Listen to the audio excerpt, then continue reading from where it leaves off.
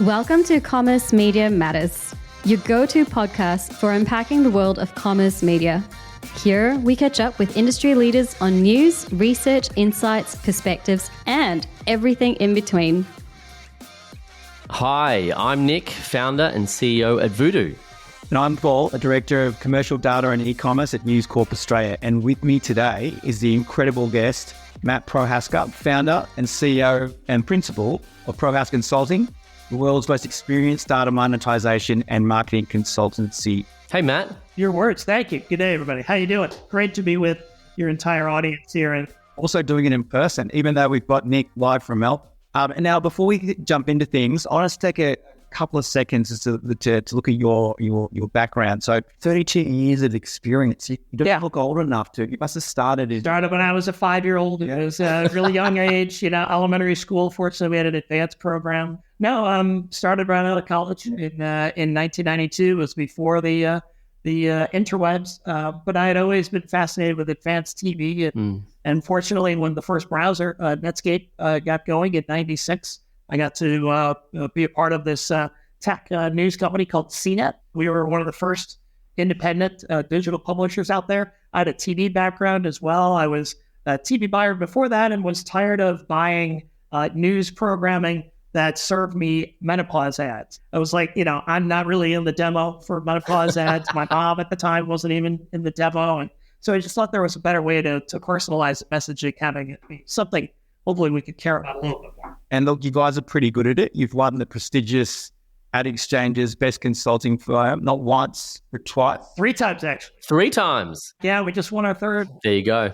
So I don't want to steal too much more of the time, but could you take us through a couple of the pieces of work you've worked on recently?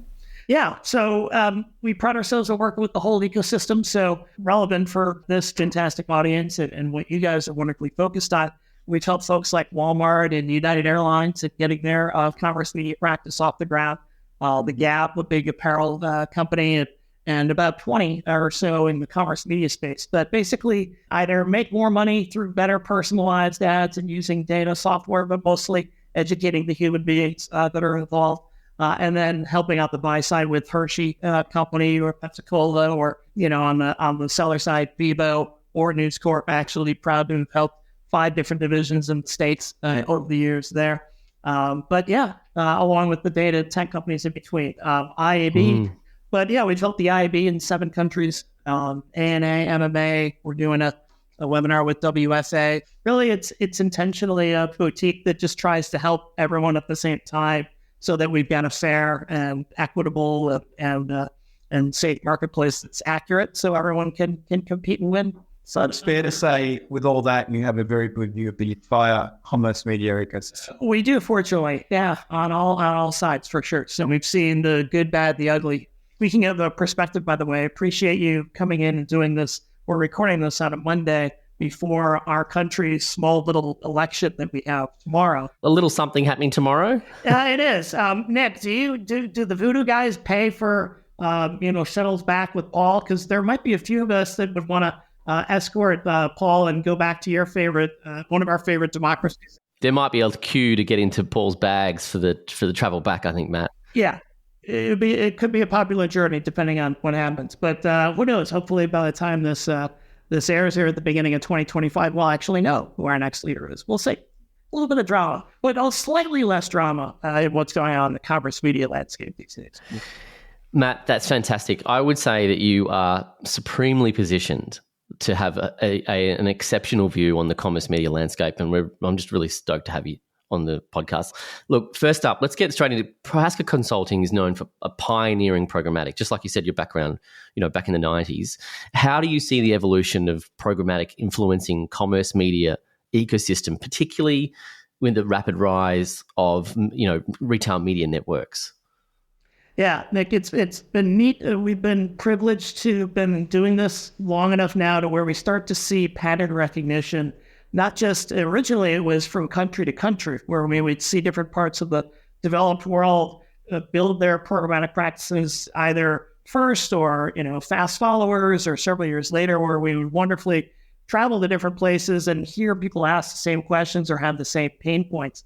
It's been similar to commerce media. The analogy would be commerce media to traditional publishing, because part of the challenge, frankly, is that there are so many new entrants. A ton of fragmentation. B, just a lot of companies and leaders who have never been publishers before and are suddenly saying, "Hey, you've been used to selling things on a shelf or in a theater or on a plane or coming out of a factory for 70 years, and suddenly you're a publisher now." The dynamic of the audience and what's required to build and really, manage audiences as a publisher versus selling them something on a one-off and then having different, loyalty programs have some overlap certainly too, and that helps with a lot of the cultural rhythm. But we find there's an expression, we've got culture eats strategy for breakfast. You guys have that one, right? Pretty sure it's universal. Yeah, we've got that on the title of every commerce media slide, because we've seen commerce media fail simply because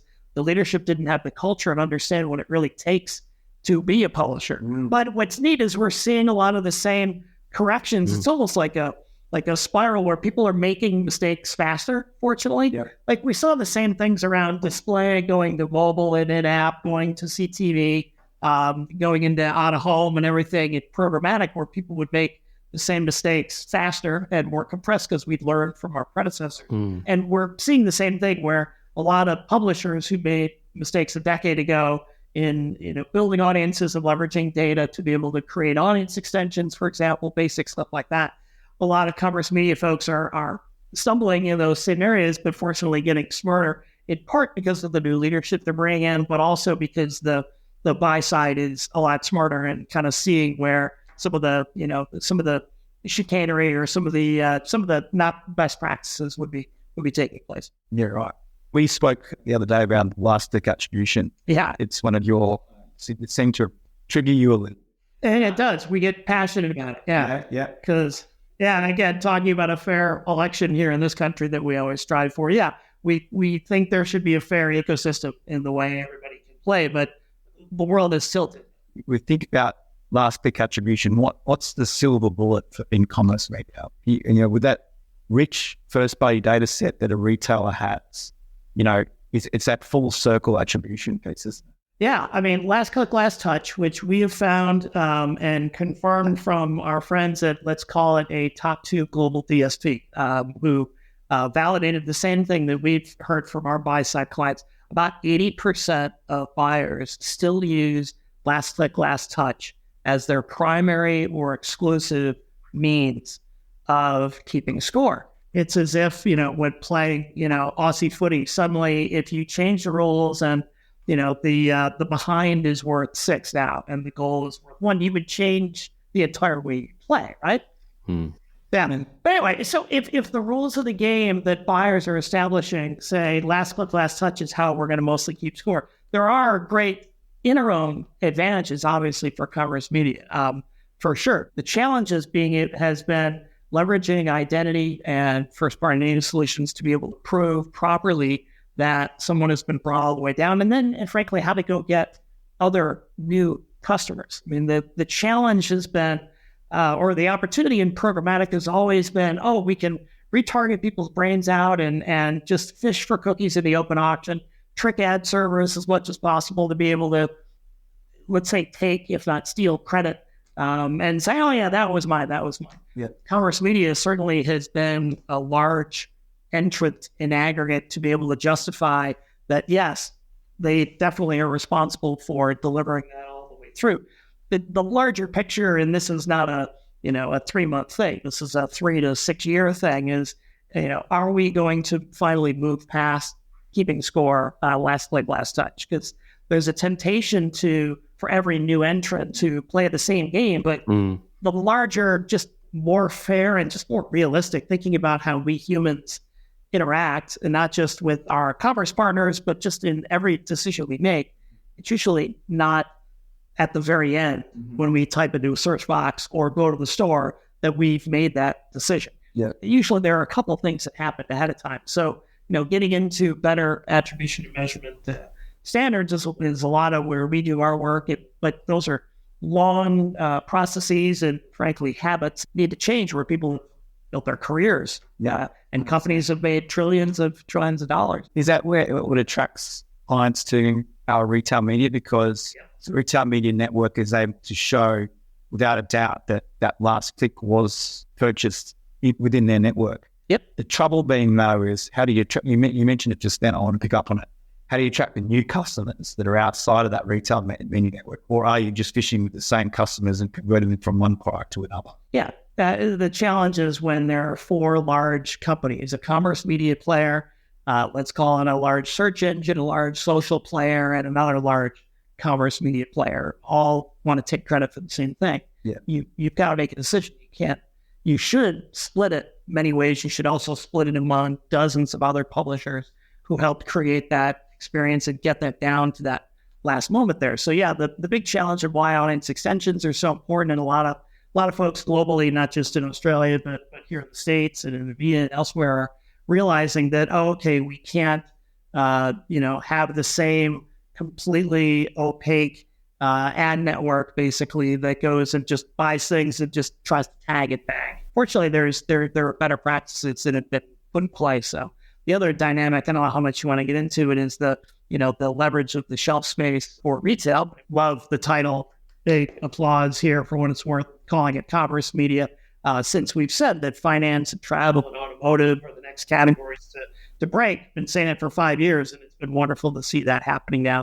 Nick and I happened to be at the launch of the United, their media business in Cannes earlier this year. I mean, they're all getting in on the app. Yeah, for sure. Anyone that has any type of broad audience that's close to a transaction, it isn't just a big box, as we say. But that's why those three categories would be next. And they also happen to be the same four categories that Criteo did so well in pioneering. And so, kudos to them. That's a big ship that they've been trying to steer globally while being publicly traded to, be able to become a commerce media empowerment platform instead of an arbitrage retargeter, trading cost per click for CPM. Which is getting harder and harder for them with privacy and third-party cookie allocation. Gosh, but kudos to Megan and her whole team. I mean, she's had to turn over quite a few folks because, culturally, when you run an operation that it's based in, I know from back in the Stone Ages when I was at AOL, we had bought this ad network, advertising.com,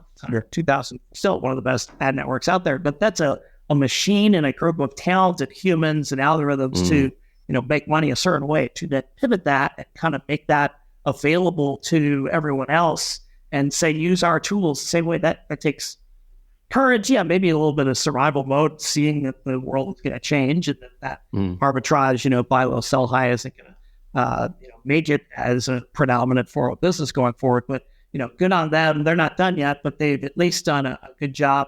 Where, some other companies that, again, when you look at how privacy and measurement are changing quite a bit and governance, you're going to realize there are quite a few companies that still have a couple of adjustments to make to stay or get on the right side of history.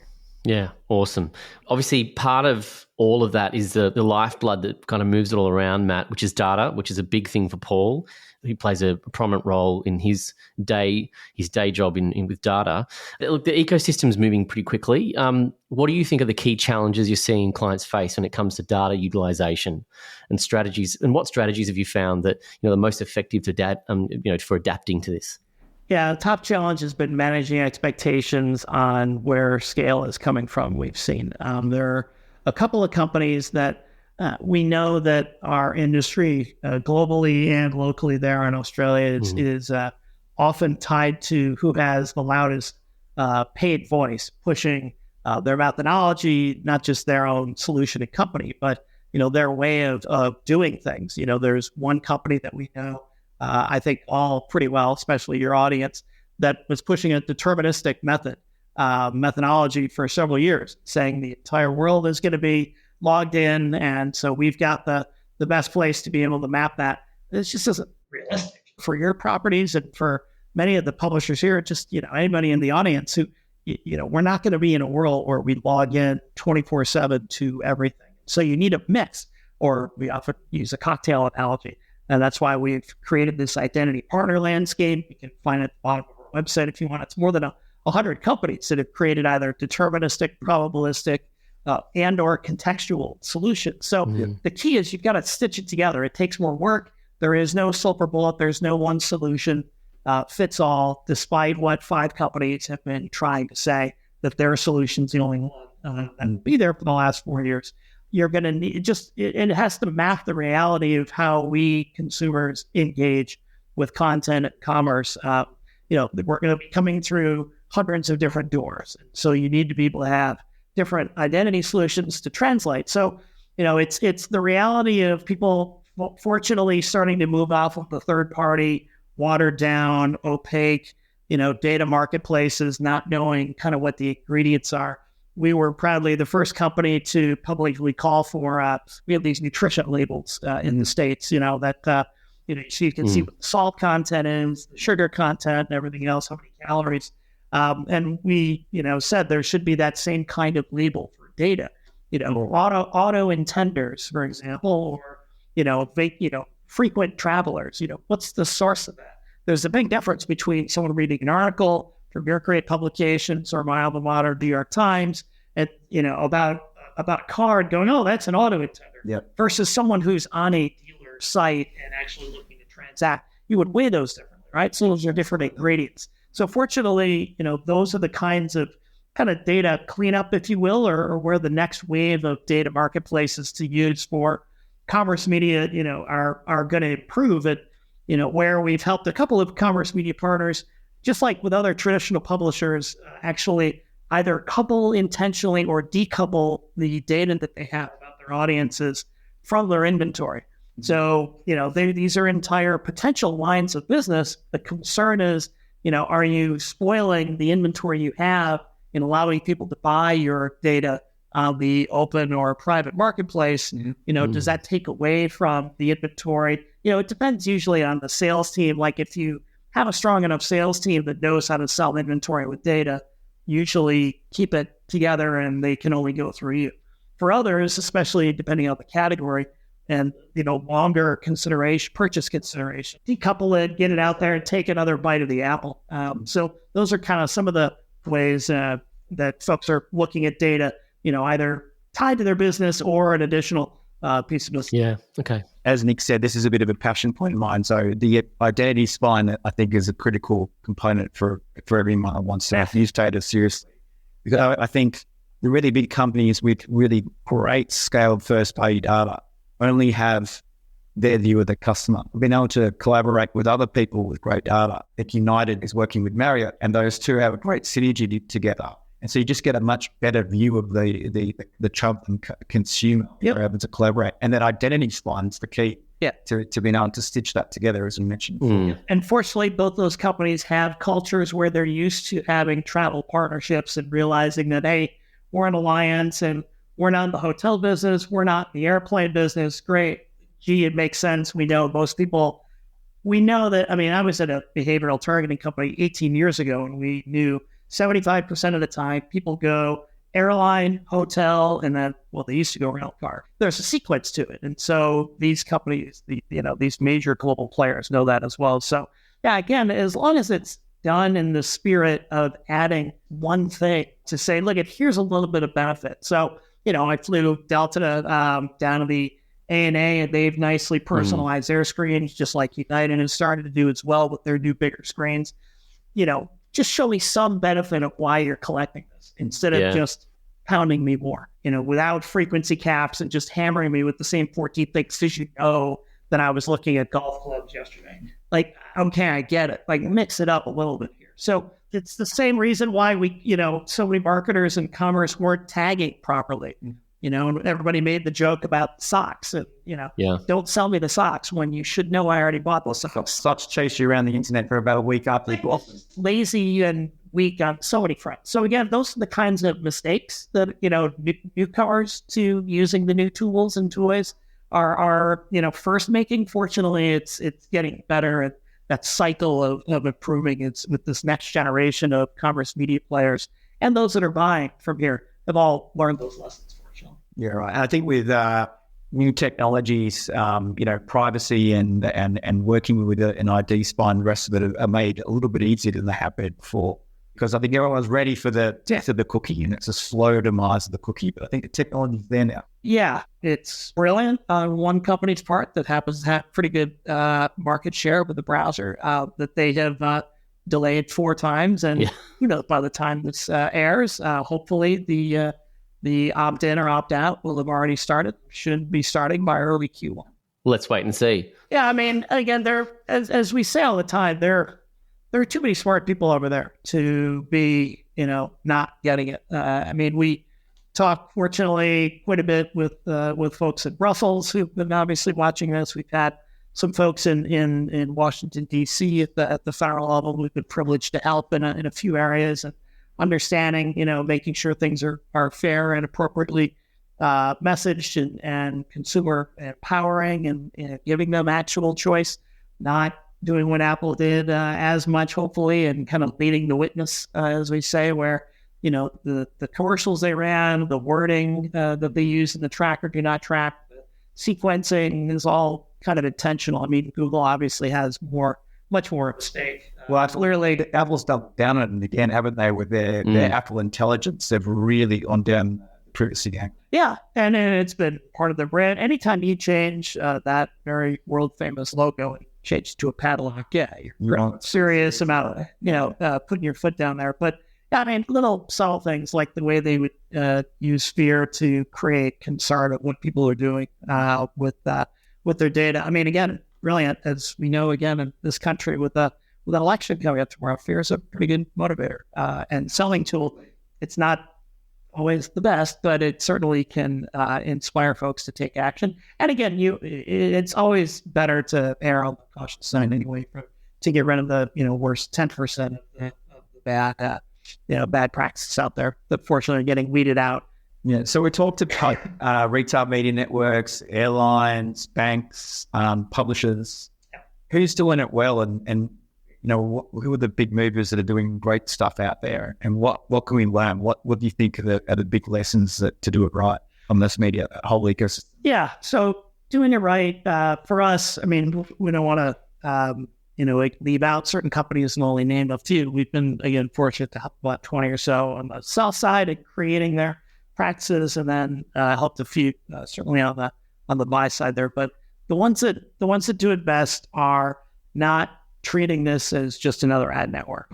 So they are not forcing the hand of buyers, saying, in order to get the shelf space that you've had for 72 years in the physical stores, you now need to buy all of this. I mean, there are advantages as a former buyer and where we advise our buyer clients. Yeah, you want to show commercial incentive, and that's natural to couple that. We're not suggesting that, but to be able to have to force that hand and limit media choice or force spend there is a little tricky, and we think that blowback. Well, we know that blowback is already starting to come with the key relationships there, and then others that again the same way that when we set up a lot of private marketplaces for folks versus open, for the last 15 years or so, we use a shopping mall analogy where imagine the open marketplace is an unbranded store where inventory is just in a cardboard box and you're sifting through and you're going to find some fraud, you're going to find some MFA, and you're going to find some garbage, and then you're going to find some bull.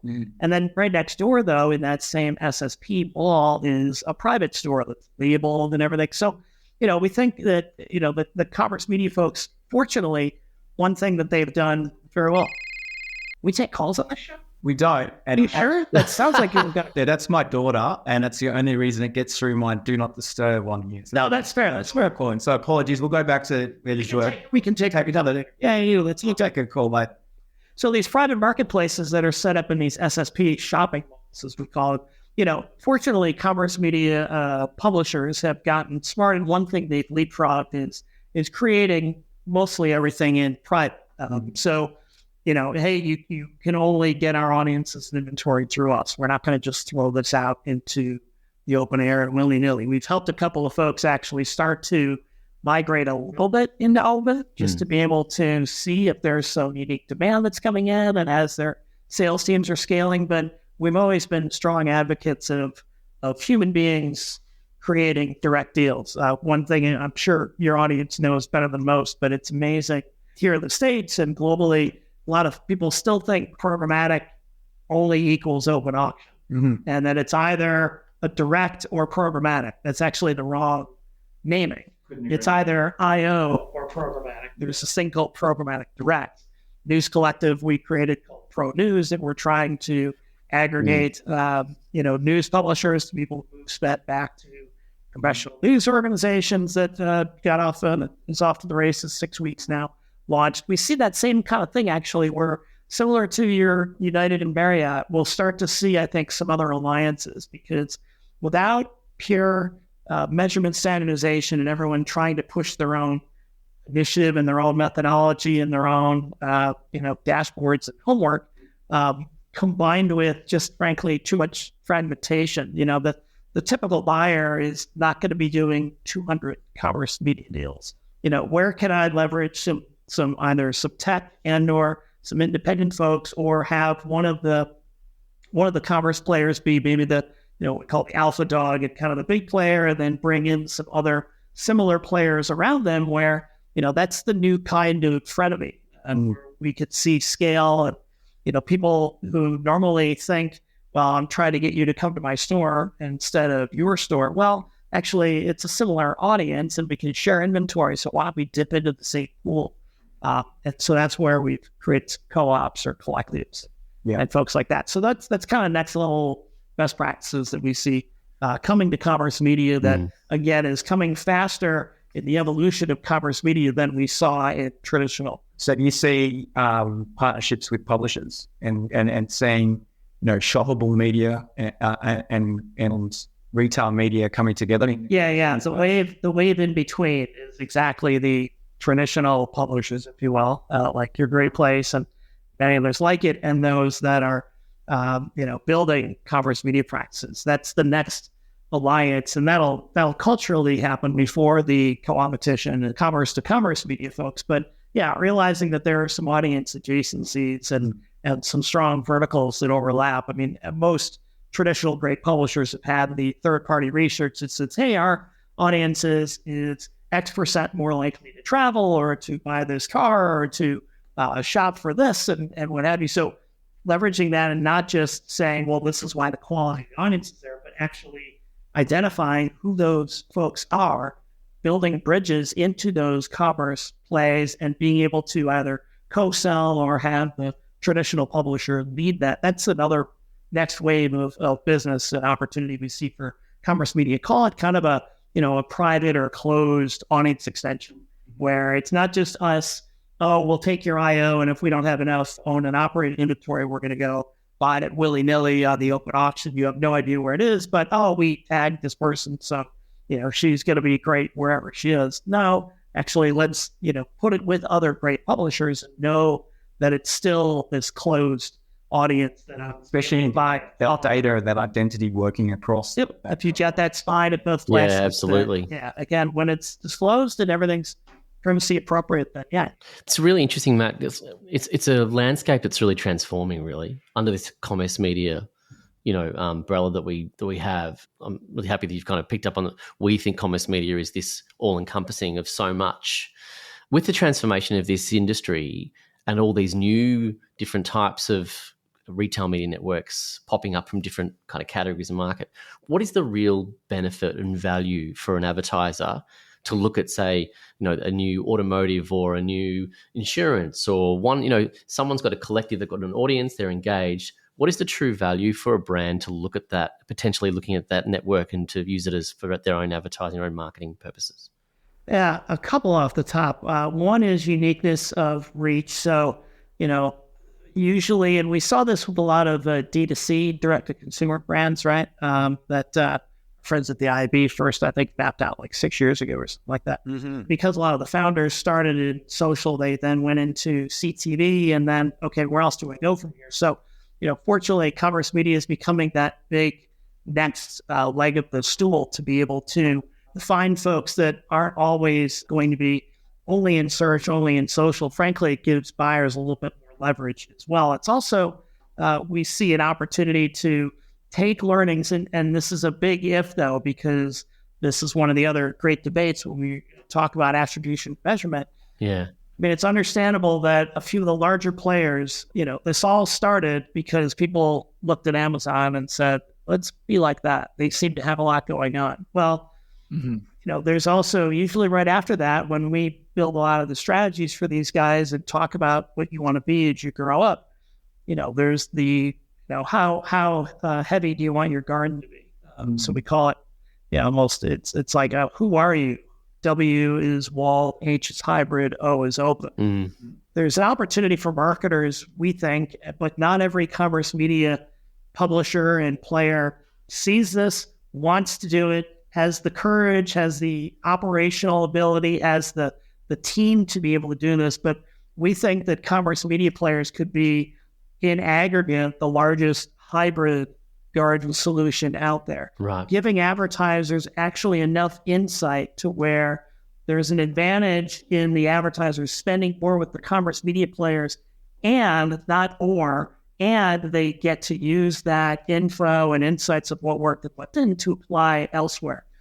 We see gradually, it's not happening in full at all yet. You can see what the spending numbers are, but we see a next generation of buyers coming in and wanting to reward and frankly take advantage more of publishers, commerce media, or anybody that can give more insights back. Because it's cliche, but if our world goes to being 2,000 walled gardens, the only two groups that hurts are the only two groups that matter and why we're all here: consumers and marketers. Yeah. We're all serving them, right? So, but their lives are much harder if we are 2,000 walled gardens. Now, have 5 to 8 players globally, and in most major markets like Australia, been able to set the terms and get away with it for now? Yeah. Aside from an unfortunate lawsuit from one social player with the WFA, that's been the only exception of where, coalitions or folks that want to come together for the right reasons to actually create a little bit more of a fair marketplace, not leverage and taking advantage as much, but just having a little bit of a clue as to what a consumer and my audience is doing over here when I've spent millions of dollars that I just want to be able to apply over here so I don't look like a moron in this open garden over here.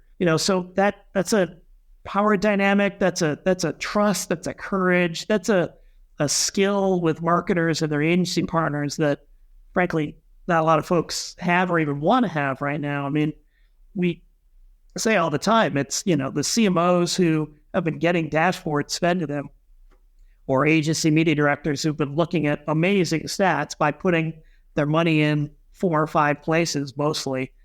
It's not every day that you start off the meeting with your teammates or your client and go, yeah, that's all bollocks. Or I saw there's an uncensored logo here on the CMM, right? So yeah, I mean, most people can't say that's bullshit. Typical Monday. So, I mean, people have been flown around and promoted and given a lot of money and given raises and had their egos stroked quite a bit, understandably, because it looks good off of an archaic rule set and off of what other people say.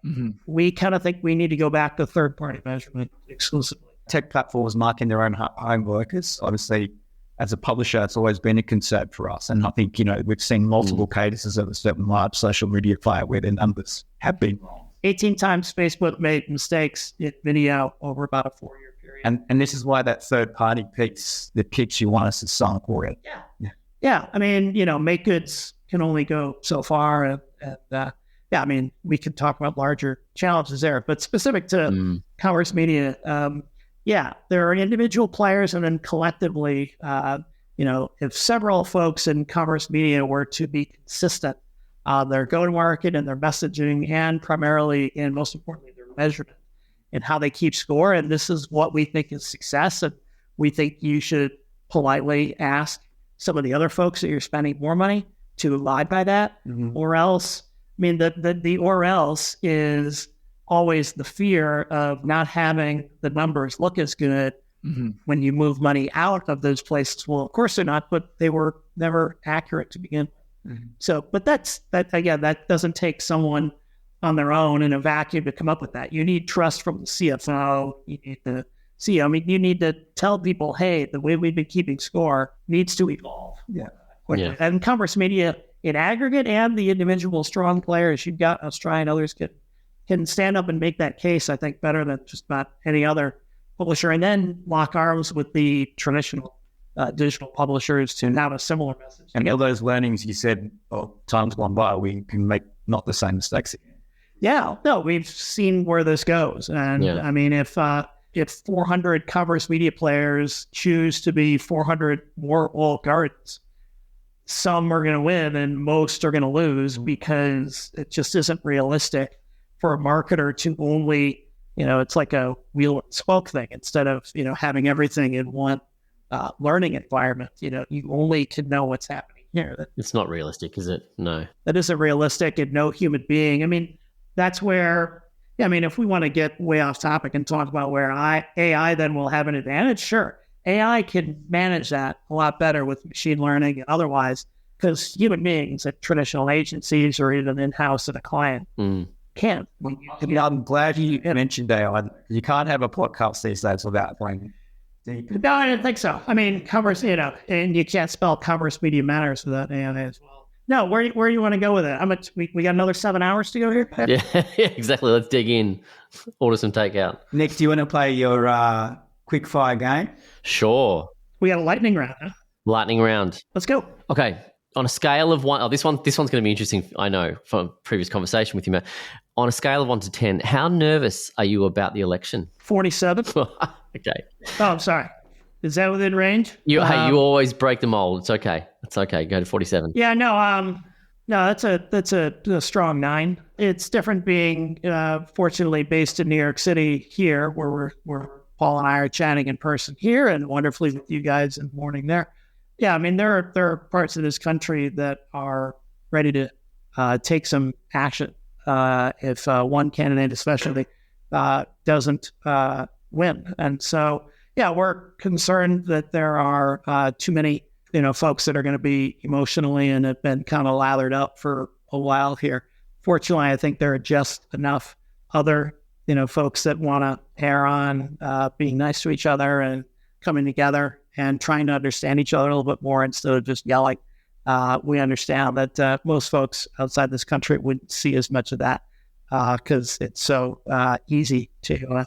Sorry, that was the lightning round. I completely already failed, Nick, on the first question there.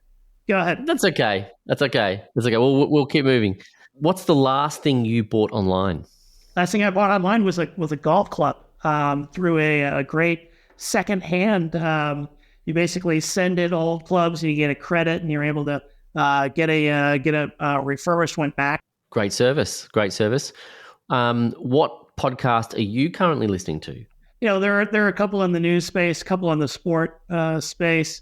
Not as much. I haven't had the time. I should kind of around the serial narrative and more kind of dramatic entertainment podcast. But usually about 3 or 4 news and sport. Okay.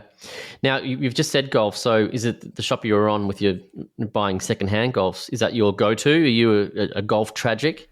I try to play as often as possible. It was the first time I'd used this service, but I'm usually the guy that isn't good enough to get new clubs and don't want to spend the money on something stupid. So I usually wait several years anyway. These guys based in the middle of America out here just have got a pretty good model. So it was, first time using the service. Great. Now, do you TikTok? Do you watch or do you post, or are you there at all? I watch 95% of the time of my TikToking experience. I don't do a lot of it. Personally, I'm an old fart who puts personal stuff on Facebook and business stuff on LinkedIn. And the two I still keep separate. And I think there are only about 7 of us that still do it that way. But I'm on TikTok more, honestly, as a media consumer and studier of other folks, to pay attention a little bit, try to relate as much as I can to our 19-year-old daughter in college now. Great. Now, given your just depth of experience and you over 30 years, so this is a big question. What's your most memorable ad campaign? And I'm sure you have plenty, but what just comes to mind? Yeah, so the industry dorky one would be the telco AT&T, who had some of the first banners ever, there was a campaign called "You Will" that was narrated by this famous American actor Tom Selleck at the time. It was on TV and Magnum PI and all that. Yeah. And it was very idealistic. It was very, it was talking about, sending email on the beach and things like that. And it was showing all the positives of technology. I romanticize about that, not just because I'm an old fart, but also because it was actually a simpler time of technology adding to people's lives instead of creating, synapse connections in the brain that are concerning and or dangerous. Yeah, that would be one of them. And then, there was an ad for Coke when I was a kid growing up with a famous American football player who is this really tough guy who throws his jersey to a kid, and it's one of the most famous campaigns in American history. So that one for Coca-Cola would be another one outside of our industry, if you will. Can you just make one key prediction? We'd love to hear this from you. What can you see happening in commerce media in the next 18 months? Next 18 months. The number of commerce media players in both of our countries will actually increase by about another 20 to 25% in the first 12 months. And then it'll start to contract and start to be reduced for the first 6 months in that window and start to trend the other way. The same way we've seen it in identity. Yeah. We've publicly stated that the 105 companies we've been tracking, it's already now down below 100. Some of it will be M&A work that we fortunately get to do a little bit with private equity and strategics. Some of it will be Darwin and just folks, trying to chase too small of a total pie, even though the pie is growing a little bit. But I think there's going to be, you guys know that Gardner trough of disillusion, right? Wonderful analogy from those smart folks there. Yeah, I mean, we're getting into the trough in some areas, and I'm sure with you guys and your audience, there are some things that have already gotten into eye roll type stage or side eye where like, really? Is there enough to make that worth it? Okay, I could see maybe for a few endemic advertisers, but I don't know if we need a whole song and dance about that. So I think there's going to be, over that 18-month period, consolidation, 2026. Yeah, it'll start swinging back probably towards late 25. Well, what an amazing session. That we do, yeah. Nick, you got it right. He's absolutely the oracle. It was a pleasure. Money, well, that's money to Larry Ellison, if you mean that oracle. Small, no. Yeah, smaller. Now, I'm mostly just old guy who gets to fortunately be independent with a great team here and see enough to be able to pick out. Well, thank you. Glad to be here too. It was great to see you in person. We're honored to have you on board. We really appreciate it. Yeah. Thank you, gents. Thank you so much, Matt. Really, thank you. Thanks to your audience. Cheers. Thank you for listening to the Commerce Media Matters podcast. If you enjoyed this episode, make sure to follow and subscribe. We're always on the pulse of the ever-changing landscape of commerce media, ready to share the newest trends, insightful perspectives, and expert opinions with you. Until then, stay curious, stay informed, and keep making media that matters. This podcast is executively produced and edited by Priya Tahazadeh, with co-producers Sandy Ho, Meg Lirsch, and me, Rachel Fang.